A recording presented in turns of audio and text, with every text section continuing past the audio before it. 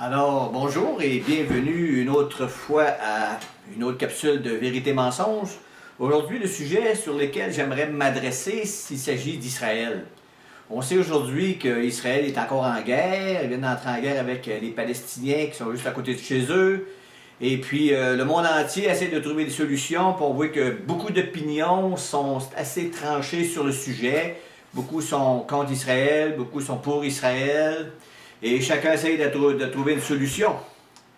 Mais quand on regarde une solution à ce problème, il faut d'abord regarder une chose. Quel était le problème? Quel est le problème? Le problème, c'est que Israël, pendant près de 2000 ans, ce peuple pendant presque 2000 ans, qui a été déporté par les Romains en l'an 70 après Jésus-Christ, s'est retrouvé sans pays, sans terre, malgré tous ces siècles, il y a toujours resté un reste de Juifs qui est resté en Palestine.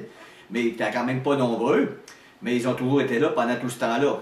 Mais le problème que l'Israël se retrouve, c'est que le fait qu'ils soient retournés dans leur pays en 1948, ils ont fondé l'État d'Israël selon les prophéties bibliques, et c'est quand même ça qui est assez extraordinaire, c'est que Israël, pendant 2000 ans, sans terre, a gardé son identité nationale, et puis il a retourné dans son pays, il a formé un État, il a retrouvé sa langue, et tout ça s'est accompli en fonction de vérité biblique, de prophétie biblique.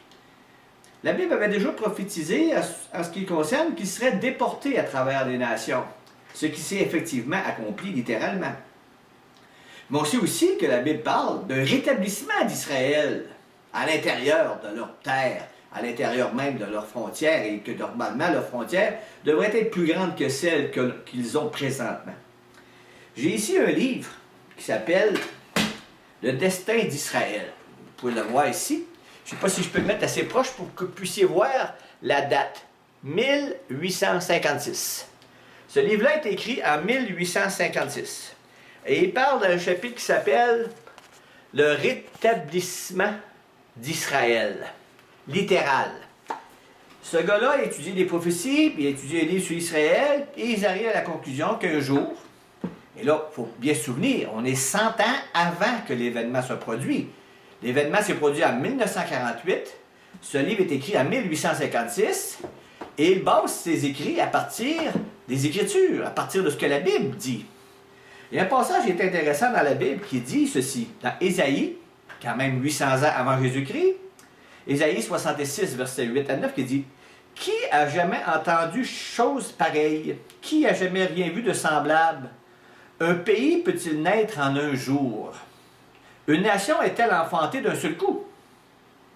À peine en travail, Sion a enfanté ses fils.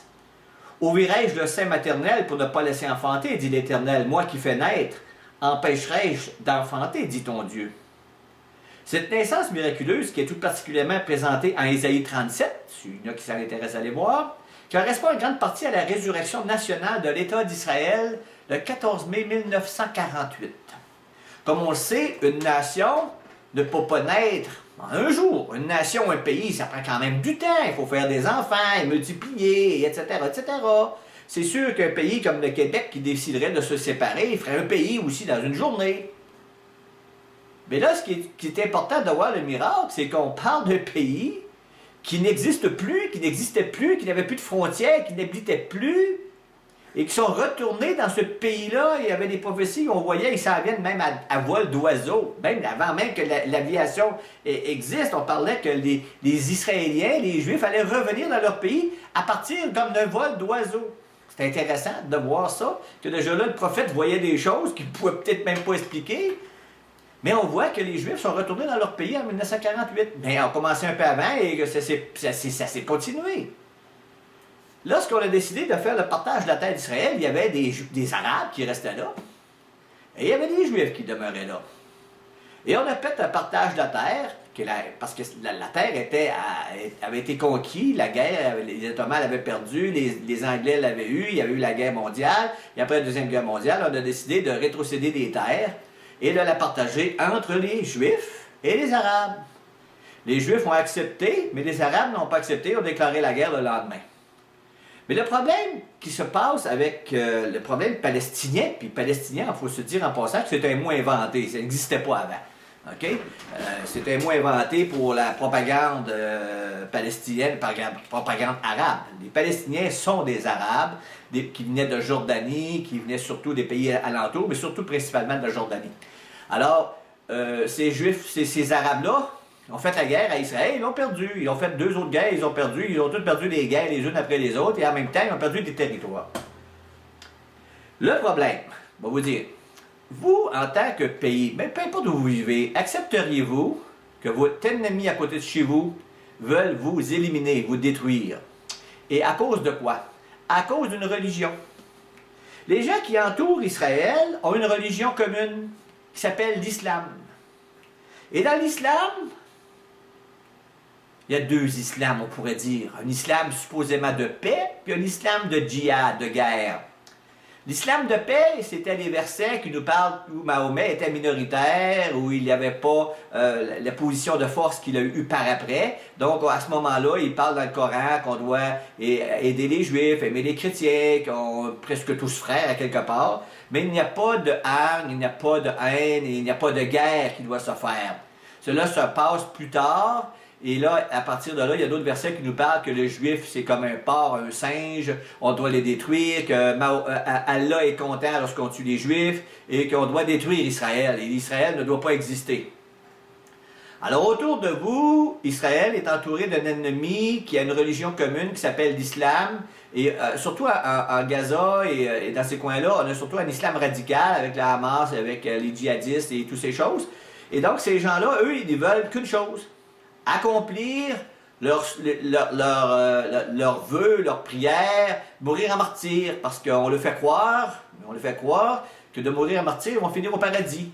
Et avec des vierges, je dirais qu'on passe à gauche, on passe sans passer par la prison, sans passer rien, et on va réclamer tout de suite. C'est comme un jeu de Monopoly. On passe, on ferait free ride, et on a tout maintenant. Et ces gens sont convaincus que Mahomet, leur prophète, était un prophète de Dieu. Mais là, pour arriver à leur dire que Mahomet n'est pas le prophète de Dieu, mais que c'était un faux prophète, on a du pain sur la planche. Parce que la seule façon de régler ce problème-là, c'est de prouver que Mahomet a menti, que Allah n'est pas derrière Mahomet, que les versets du Coran qui nous demandent d'haïr Israël, de détruire Israël, ce n'est pas vrai. On a du pain sur la planche. Alors, même si on essaie politiquement de régler le problème, ce n'est pas un problème politique, c'est un problème religieux. Les gens sont déterminés, sont convaincus que de tuer des Juifs, ils font bien. Que de se faire sauter en martyr, c'est la volonté de Dieu. Et que Allah est content, que Allah est heureux, et que parce que vous avez fait ça, vous méritez le paradis.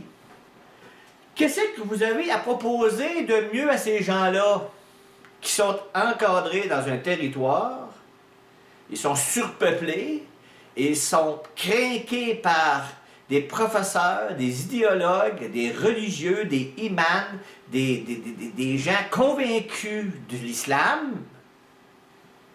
et que leur foi est basée sur le martyr. On voit les témoignages des jeunes enfants qui sont prêts à mourir, à se faire sauter avec des bombes au nom de l'islam, puis ils sont fiers, ils sont contents. Ils font la promotion de la guerre, ils font la promotion du martyr, ils font la promotion, on idéalise, on met sur les pancartes, on met tous les héros qui se sont fait sauter. Qu'allez-vous faire contre ça? La seule chose que je peux vous dire, puisque la Bible enseigne à ce sujet-là, Israël, Jérusalem, la Bible dit, est devenue une pierre pesante pour les nations. C'est écrit dans l'Ancien Testament. Le problème avec Israël et les Palestiniens, avec les Arabes aux alentours, va se régler seulement le jour où Jésus-Christ va revenir. Aussi invraisemblable que cela puisse vous paraître, c'est ce qu'il a été dit. C'est ce qui est écrit dans le Nouveau Testament, tout comme dans l'Ancien, où on fait part d'un Messie qui devait venir.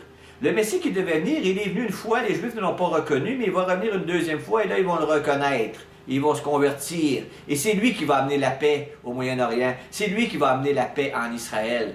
Il n'y a aucun homme sur cette terre, aucun gouvernement sur cette terre. Personne ne va amener la paix sur cette terre. Et je parle d'une paix durable.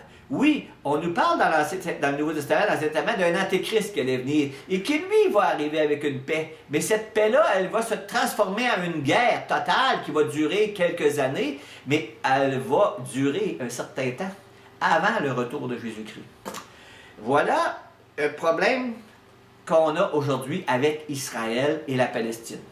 C'est peut-être pas Jojo, mais la réalité, c'est que personne ne va régler ce problème, sinon Jésus-Christ. En attendant, tournons-nous vers ce que dit l'Écriture. L'Écriture a toujours dit la vérité. L'Écriture ne nous a jamais trompés. Et s'il n'y avait pas de prophétie, comme je l'ai dit dans mes autres capsules, ça ne servirait à rien de croire, parce que ce serait un livre comme les autres. Mais la Bible est le seul livre avec des prophéties qui se sont accomplies de façon littérale. Et on a la plus belle preuve avec le peuple juif qui avait été dit qu'elle allait déporter. Cela s'est passé dans le passé. Ils sont revenus. Ils ont été déportés une deuxième fois. Et là, 310 après Jésus-Christ, je crois que c'est une troisième fois. Et cette fois-ci, ça a été une période qui a duré presque 2000 ans. Maintenant, vois-tu, plus d'une soixantaine d'années, excusez, qui sont revenus dans leur pays, selon les prophéties. Je vous encourage à prendre une Bible et aller le lire. L'Ancien Testament, lisez le livre d'Ésaïe, un peu, vous allez voir les prophéties, le livre d'Ézéchiel aussi qui en parle. C'est des livres difficiles, je l'avoue, mais très, très, très... il va nous enseigner beaucoup de choses en ce qui concerne Israël. Donc, merci de m'avoir écouté et à la prochaine.